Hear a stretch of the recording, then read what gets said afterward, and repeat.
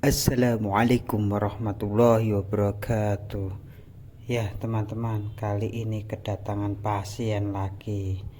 Kipas dia mau muter maksudnya tuh geleng-gelengnya, tapi tak mau muter bagian baling-balingnya. Oke, cukup mudah teman-teman untuk menservis kipas yang kayak gini. Cuman butuh alat-alat yang sederhana dan kemauan untuk belajar. Oke, kita langsung bongkar aja ya. Biasanya untuk masalah yang kayak gini itu di TF atau thermofuse-nya ini biasanya terletak di dekat lilitan atau nempel pada lilitan. Untuk kipas Panasonic ini sendiri itu ada dua sikring ya. Yang pertama itu di thermofuse, yang kedua itu di bodi bagian bawah. Itu biasanya ada sikring.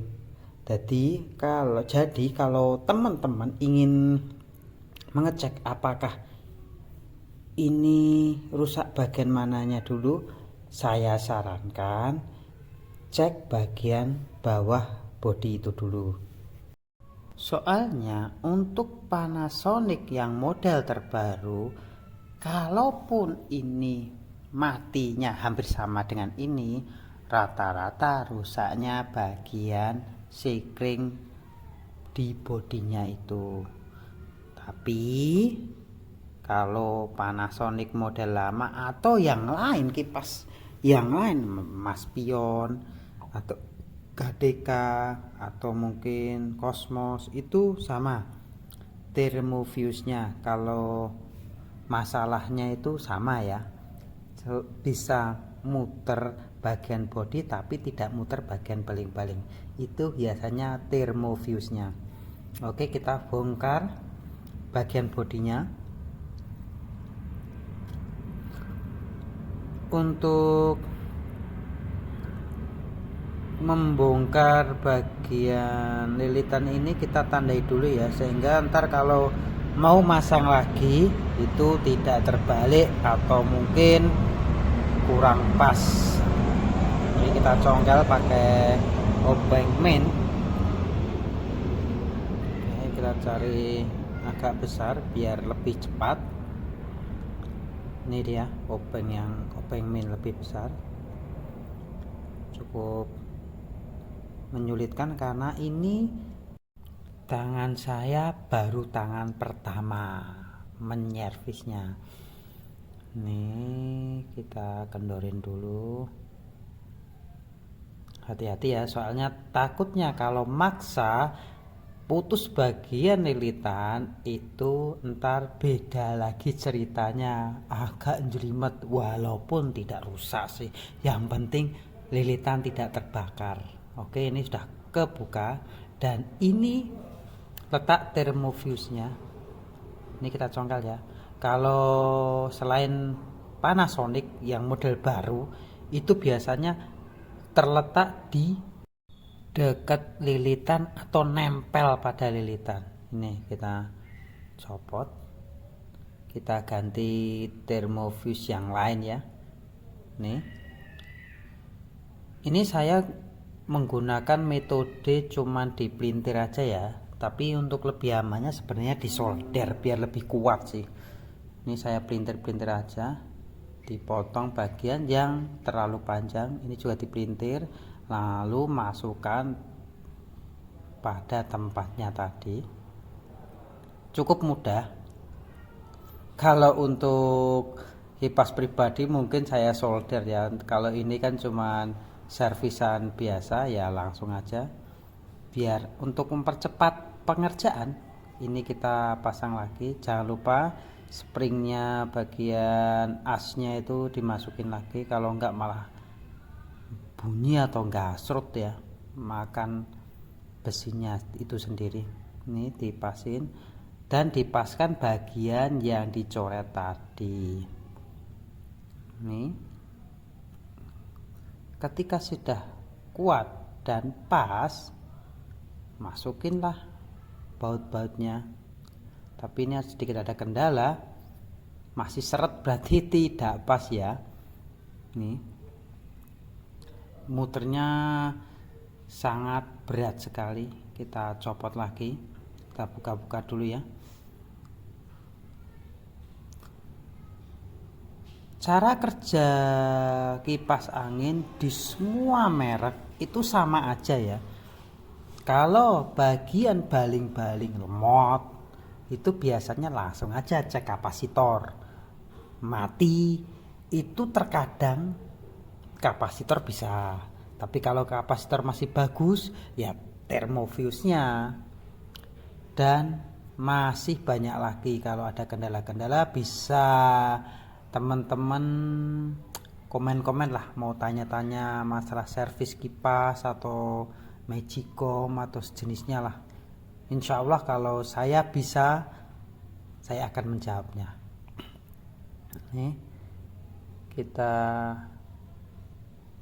copot lagi ya, karena sedikit agak seret ya bagian asnya, nggak tahu itu nempel di bagian apa.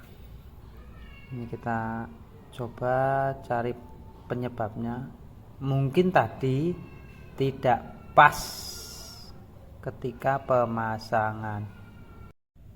Nih ya, bagian putih-putih belakang itu kita copot dulu aja ya. Mungkin ada yang ganjel di situ atau lebih leluasa masangnya, lebih enak. Nih.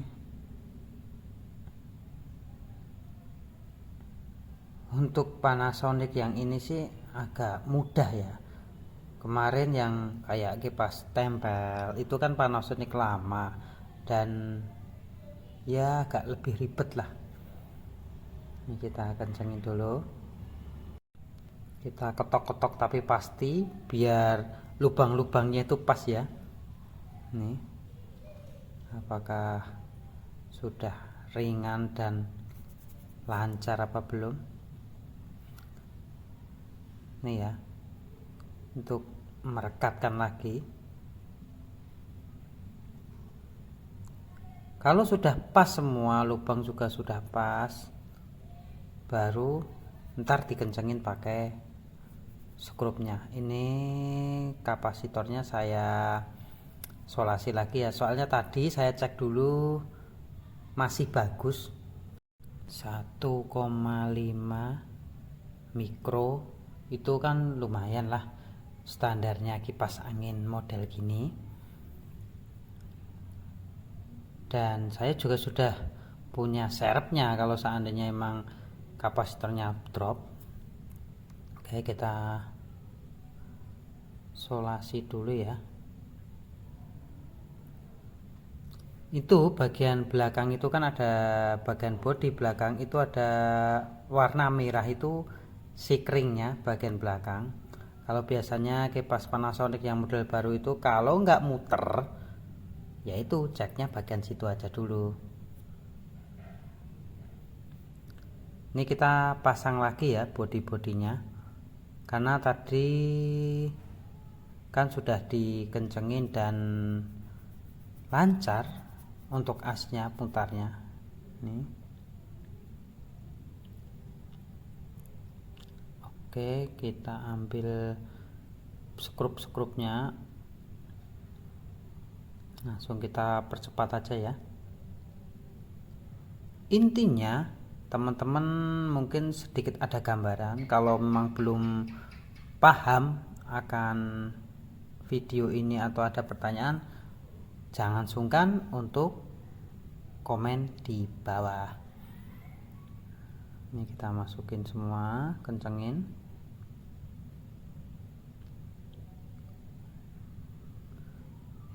Dan tak lupa ini bagian as, atau mungkin ketika tadi sudah dicopot, kalau mau dikasih grease agar putaran lebih lancar juga bisa.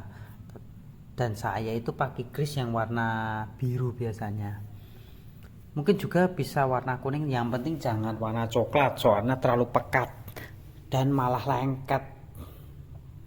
Ini putih-putihnya kita kembaliin ya. Kalau fungsinya putih-putih ini adalah sebagai dudukan pada bagian dinamo untuk memutarkan bodi atau kipasnya itu sendiri, bukan yang baling-baling.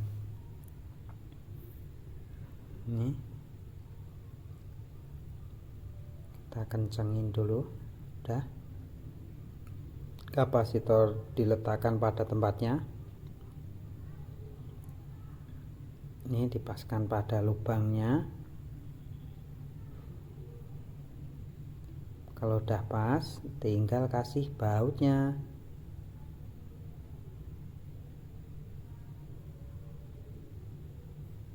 Ini bagian depan.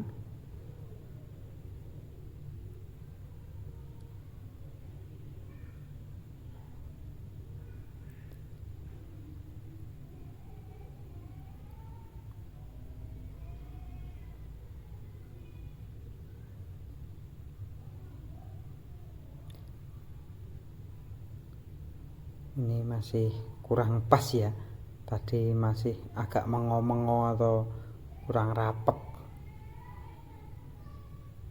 Kita pasin lagi.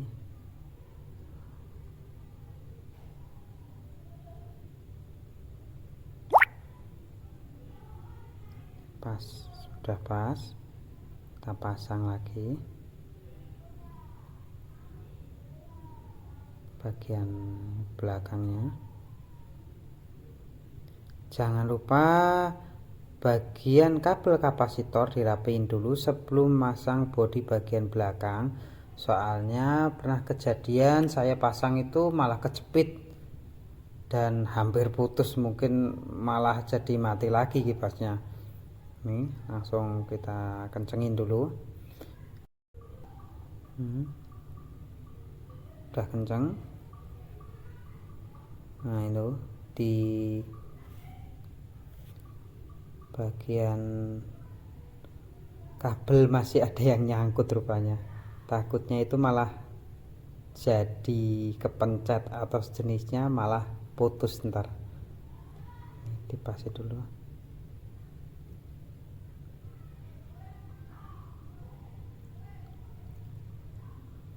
Ya, berhubung saya tuh tukang servis abal-abal ya, mungkin kurang pas atau teliti lah. Ini bagian sini itu sekring. Kalau memang sekringnya putus di bagian bodi belakang, dilangsungin bisa, atau mungkin teman-teman bisa beli di toko elektronik sekringnya. Ya, fungsinya sama TF, itu sama thermofuse. Kalau TF kan kalau memang panas yang berlebih kan putus, kalau itu sama aja sih. Ini kita pasang lagi.